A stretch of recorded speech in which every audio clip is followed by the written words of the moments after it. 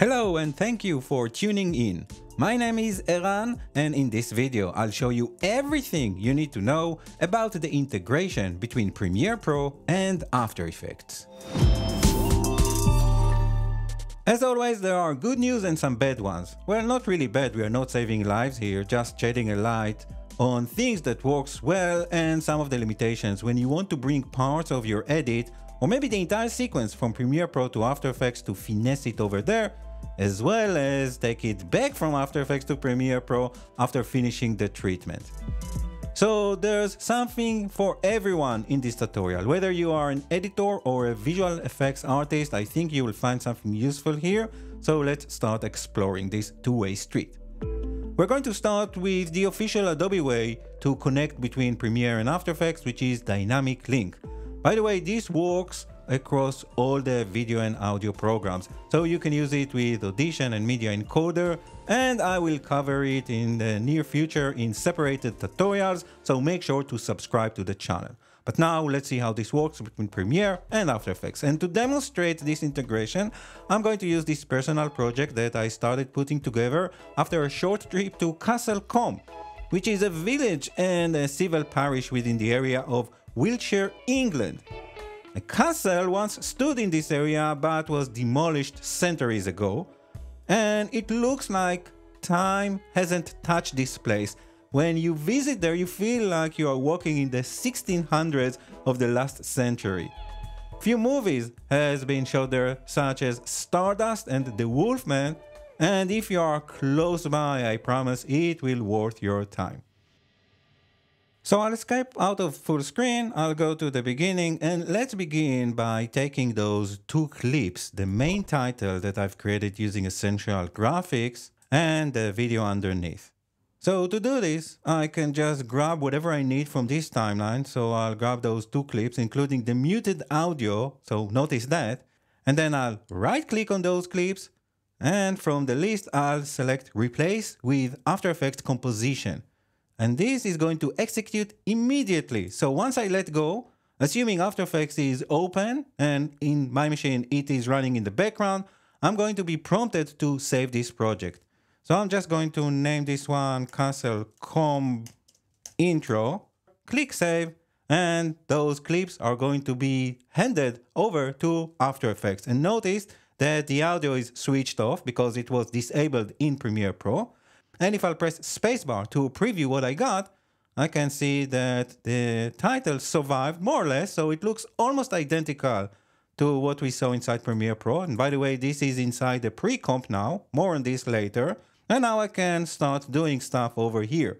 For example, just for the sake of demonstration, I'll select the clip underneath, so the video layer, and from the effect menu, I'll go under color correction, and I'll apply the CC toner just to show you that if I'll switch back to Premiere Pro, this is going to automatically update inside Premiere. And all of the Adobe apps, including Photoshop, are sharing the same memory. And this means that if I'll hop back into After Effects and I have a green line here, meaning that I already cached those frames, I can switch back to Premiere Pro and I will be able to play this in real time. Which seems like a great way to work. However, notice that here inside Premiere Pro, we actually lost those two clips. So those clips are now part of the After Effects composition. And this means that you'll need to manage this composition. And if you want to change anything, you'll need to find a way to bring those two clips back into Premiere Pro. So my recommended workflow, if you want to use this method, is to first duplicate those clips here inside Premiere Pro and then send the copy over to After Effects. So let me show you how this works. I'll undo the last modification here in Premiere Pro to get access back to those same two clips, and then I will select them, and I'm just going to move my adjustment layer over here, maybe another layer up. This means that I can now select both of these clips. I don't actually need the audio, so I'll hold down Option here on the Mac. This will be Alt on Windows to just select the things that I like. And while still holding the Option or Alt key, I can just drag those two clips upstairs to create duplicated versions out of them. and then I can send, let's say, these two copies to After Effects the same way. Now, I just want to call your attention to the fact that inside After Effects, if I'll switch back, After Effects is not aware of the undo that we did inside Premiere Pro. So this is still working, meaning that if you just undo, if this was just a single step, you can continue to work on this After Effects project. It won't be updated inside Premiere Pro, but you can use it as normal.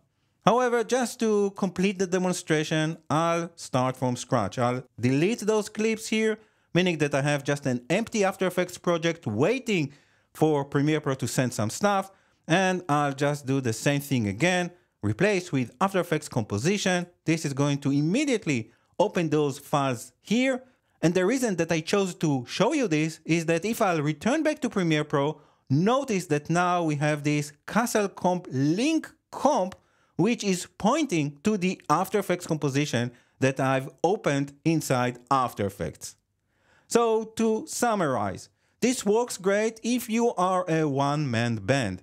And for best result, you need to make sure that both Premiere Pro and After Effects are using the same dimensions, the same pixel aspect ratio, and the same frame rate, which is going to be set up automatically for you if you're going to replace those clips with an After Effects composition.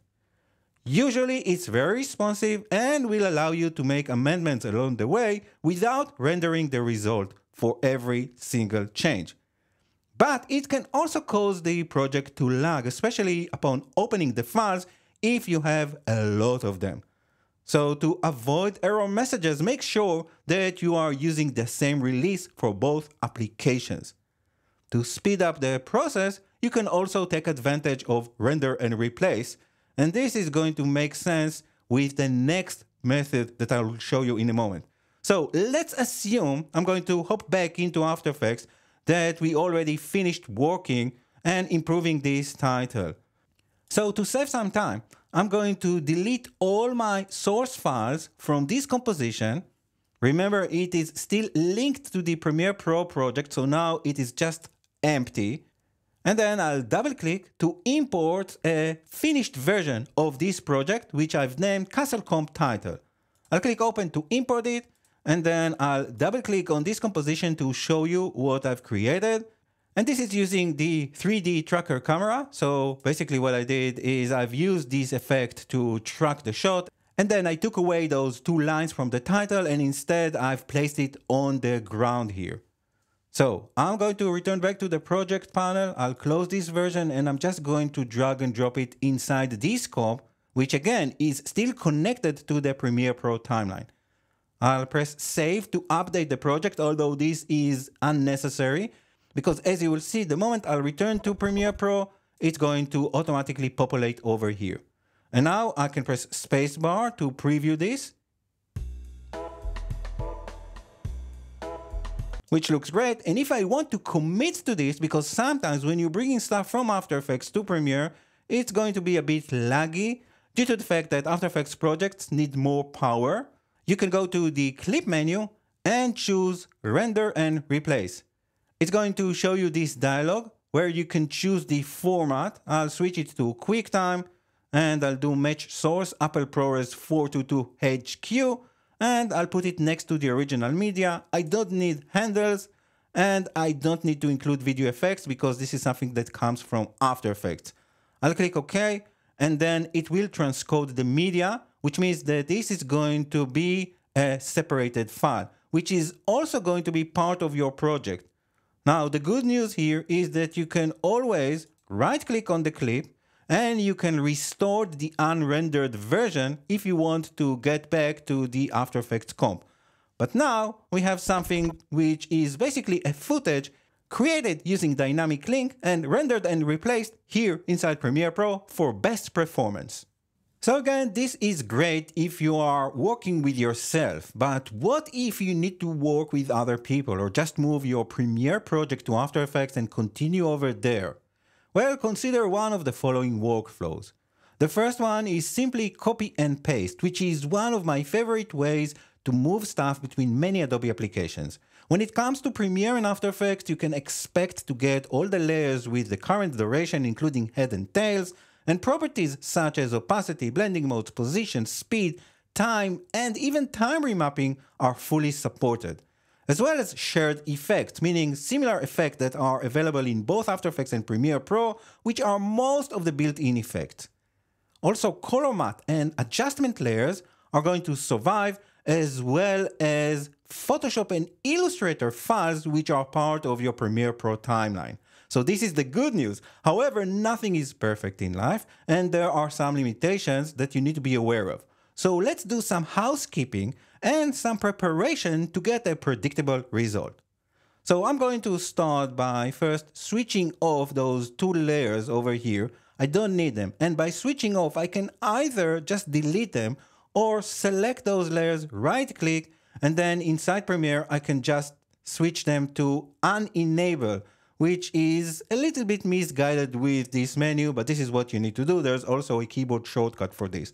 And this means that these layers are going to come over, but they're going to be muted inside After Effects. We can switch them on at any given time. I already did the same thing for the audio layers over here. And since one of my audio layer here was disabled, it's just switch it back on. So I need to Option or Alt click on this guy and then make sure that I don't see a check mark near the word enable. Now, generally speaking, you don't really want to bring audio to After Effects. But if you do need to work with an audio file that you prepared inside Premiere Pro, you need to bake it. And over here you can see that I have a remix track, which means that I've used one of Premiere Pro unique features that currently is not supported inside After Effects. Now we are going to get some very strange results if we're not going to bake this file. And to do it, I'll just select the audio clip here in the timeline, and I'll do the same thing that I showed you before, going to the clip menu and select Render and Replace. Now, if you do need a copy of whatever you did, go ahead and duplicate this clip here inside Premiere Pro, and this is going to be very helpful if you need to return to it and maybe exchange or change it. But in this example, I'm just going to choose Render and Replace, and this will replace this audio file with a bake result, and I can send this file now to After Effects without any surprises. Another thing worth mentioning is the Warp Stabilizer effect. So if you applied the Warp Stabilizer effect inside Premiere Pro, I'll start to type the name of the effect, and I'm going to apply it to this clip. And this means that this clip is now going to be stabilized here inside Premiere Pro. When we are going to bring it to After Effects, we may need to repeat this operation because for some reason, After Effects is just going to switch off this stabilization and we'll need to turn it on again over there. So my recommended workflow is just to apply these effects inside After Effects. We have a better version for the Warp Stabilizer, and I covered it in another tutorial. There's a link underneath if you want to take a look. So I'm going to remove it, and I will show you how easy it is to reapply it inside After Effects.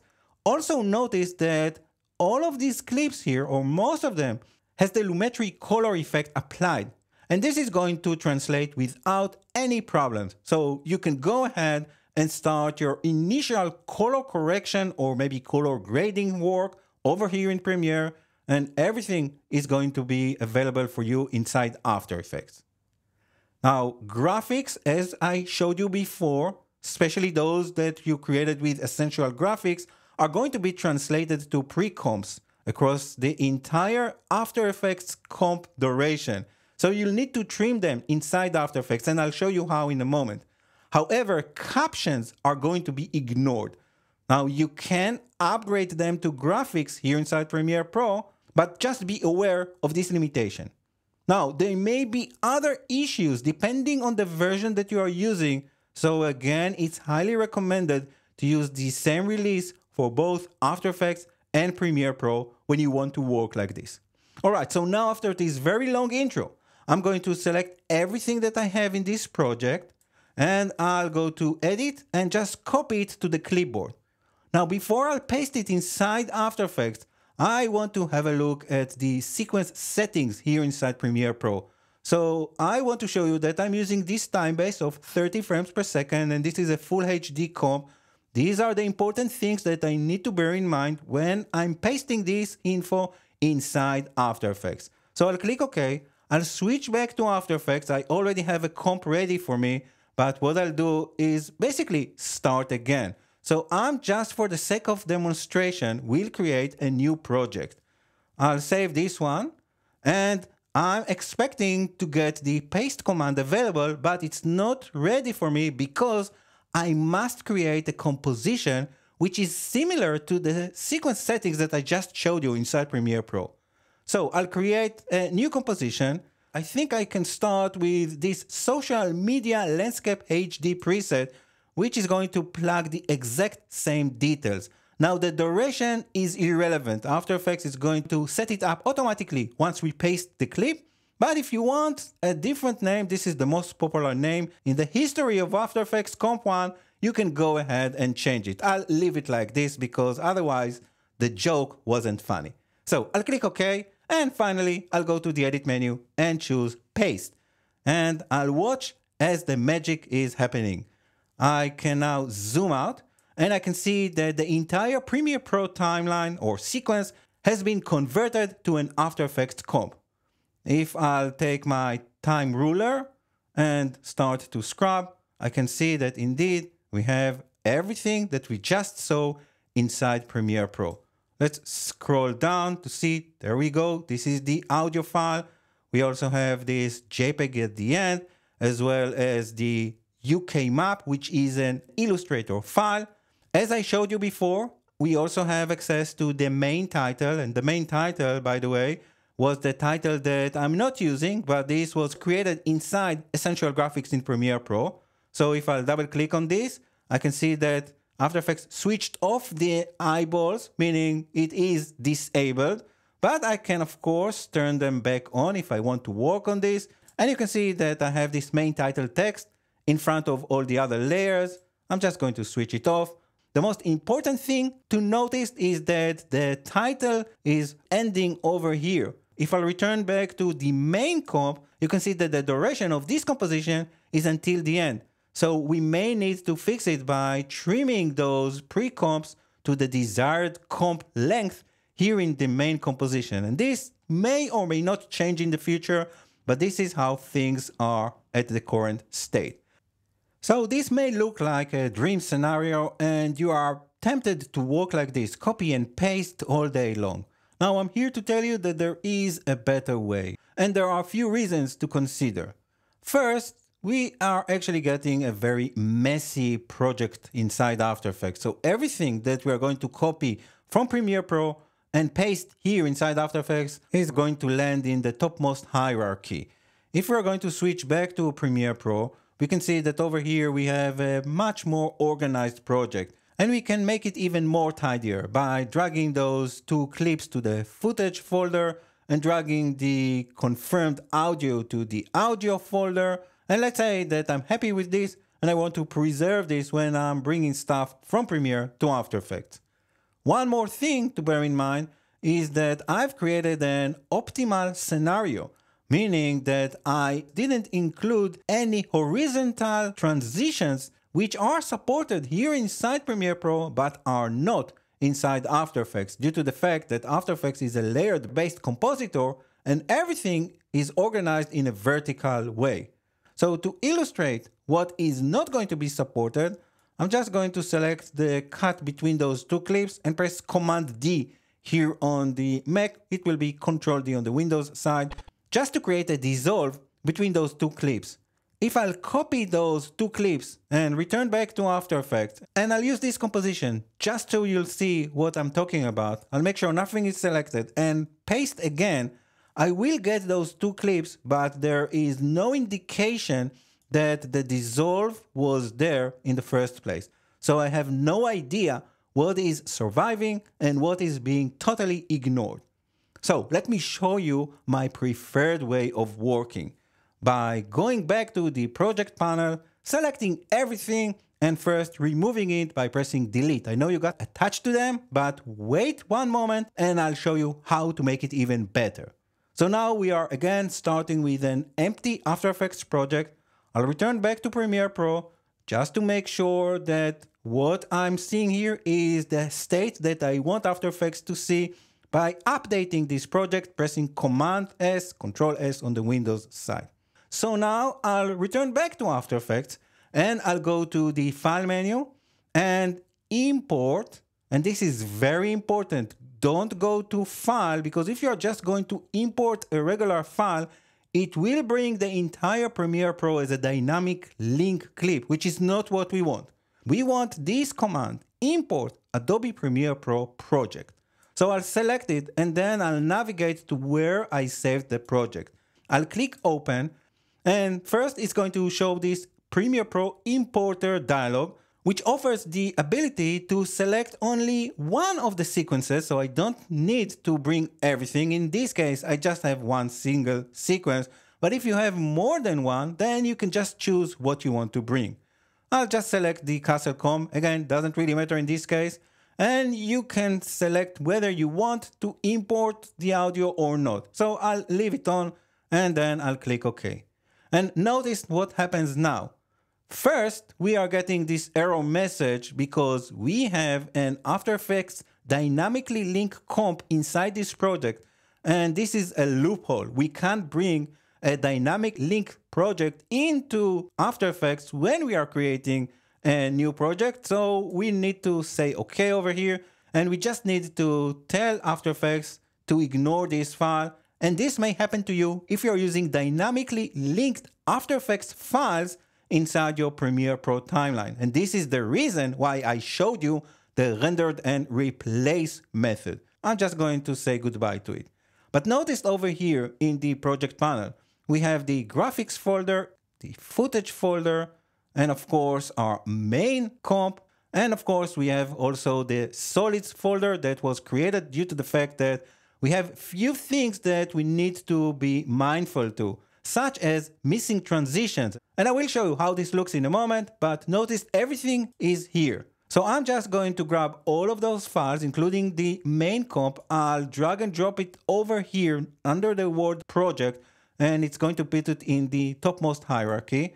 And now I can just select this folder and I'll rename it titles, because I want to remind you all of our titles are now pre-comps inside After Effects, including the main title. So I'm just going to bring it over here inside the titles folder. And now I can double click on this Castle comp, which is exactly like the Premiere Pro sequence. But notice, not only it comes very organized, it also shows us the unsupported things with a black placeholder. So this cross dissolve is telling us that between those two clips, there was something that After Effects cannot recreate. But at least we have the duration. So if we do want to create it here inside After Effects, we can use this little placeholder and select this clip, press Option or Shift Alt T if you're working on the Windows side. So Option T here on the Mac to create an opacity keyframe, go to the end, switch it to 0, which is the After Effects equivalent to cross dissolve, and then we can say goodbye to this layer, or maybe just hide it for the time being, and just like that we are recreating the missing bits. Alright, I don't really need this cross dissolve between those two clips. This was just for the sake of demonstration, so I will remove the placeholder layer as well as uncheck the opacity before I created the keyframe, so it's going to be ignored. Over here, I'm going to go to the beginning and just clean up the stuff that I don't need, such as those two clips which were used to create this rendered comp. So I'm just going to delete this one, as well as the main title. Remember, I can always return to the titles, double click on this main title, and if I want to start re-editing this, I have access to everything I've created inside Premiere Pro. But now I'm ready to begin my work here inside After Effects. And to show you a quick example, let's animate the UK map, actually just this pin where Castle Comp is actually located. So after selecting this layer, I'm going to press Command Shift and the opening bracket. And this is going to move this layer all the way to the back. And then I'll press Command and the closing bracket to move it just on top of the last image here. because this is where I want to concentrate on my animation. I'm also going to save my After Effects project after making sure that I have all of the things that I need. So pressing Command S, Control S on the Windows side. And let's just call this guy Castle Comb Final, which is a very dangerous name, but I'll walk on the wild side. All right, so now I happen to know that the map and this pin icon are two separated layers inside this artwork file. And to get access to those individual layers, I can right click on the Illustrator document, and from the Create options, I'll choose Convert to Layered Comp. And this is going to create a composition out of this frame. Now I will extend the duration of it. And I'm also going to press on the opening bracket to move it back to where it needs to be. And then I can double click to get inside this comp. And now let's replace this Castle Comp map marker with an animated version. So to do it, I'll open the Effects and Presets. And I happen to know that there are a few new map icons included with After Effects Animation Presets library. So let's start by typing the word map to isolate them. I'll start with the bouncing map icons by double clicking on this guy. And this is going to create this thing, which I can then super easily animate. So I'll take the color picker and borrow the red color from the Castle Comp marker that I've created in Illustrator. And then I'll select this shape layer, press S to isolate the scale, change it to, let's say, 30, and then I can grab and move it on top of the correct location. I'll also zoom in just to make sure that it is indeed in the desired place, and then I can switch off the visibility of the original one. So already we have something which looks really nice. Now let's make it even more happy by adding this simple map marker. Again, double click to apply it. Zoom out so you can see this is it.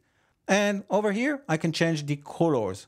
So I'll start by sampling for the fill color, a black color from the background, and for the stroke color, the red color from the pin. And just to show you what we have, this is a preview. Obviously, it is not the correct size. So let's press S again and type in 30 and zoom in and just grab this guy and place it, I guess, underneath this first shape, and just make sure that it is located exactly where we want it to. So this is it. All right, I'll go one level up. I'll go to the end of the timeline. And since my last frame here, as you can see, is already animated, and this is thanks to some animations that I did inside Premiere Pro, which was translated automatically to keyframes here inside After Effects, including the easing and everything, but I want to connect the map to this animation. So I'll make sure that I can see from the columns list by right-clicking somewhere over here, the parent and link column. And then at the end of the timeline, I'll make sure the UK map is taking all of its animation from the layer underneath. And now if I'll preview it, you can get a sense of how this looks. Now, I may want to take this UK map and place it somewhere else. And I can totally do this without breaking the connection. So maybe even bring it, I don't know, somewhere over here, as well as scaling the entire map. And let's just have a look at it. Before finalizing everything, what I would like to do is stabilize all the clips as promised. And this is, of course, excluding the first and last clips, which I already finished working on. So I can select one of them and then shift click on the button one. I'll go to the animation menu and I'll apply the Warp Stabilizer VFX effect. I'll see a warning that Warp Stabilizer Analysis ignores masks and effects applied in the same composition. And After Effects suggests that I need to pre-compose them, but I can tell you that this is not the case. So you can click OK and everything is still going to work. Generally speaking, this is a good advice, but as you will see in a moment, it doesn't really affect anything that we have in this timeline. So all you need to do is just let After Effects stabilize all the clips, and it will do it one by one automatically, so you can scan the timeline. And if you still see some blue or oranges banners, it means that you just need to wait for everything to finish processing, such as in this case. So this clip is now done, and I think that we are ready to render the result.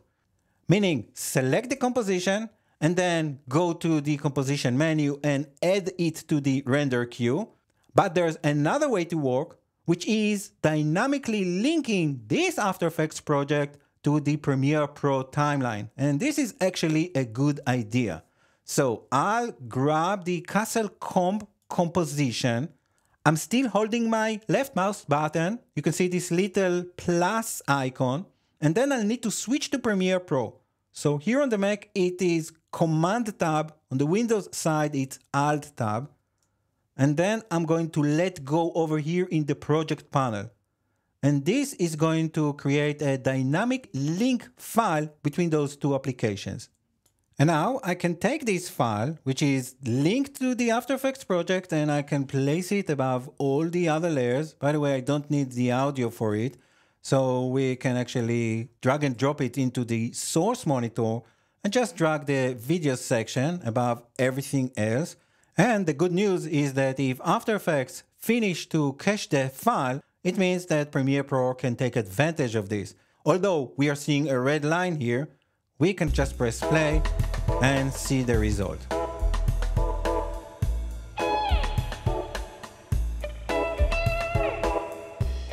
And there you have it. All the methods to integrate between Premiere Pro and After Effects, whether doing it using dynamic link, copy and paste, or just bringing your entire Premiere Pro into After Effects to finish the work over there. I hope you can use some or maybe all of these techniques in your own work, and I also hope that you will join me next time, because this is just part of the series where I talk about integration between different Adobe apps and After Effects.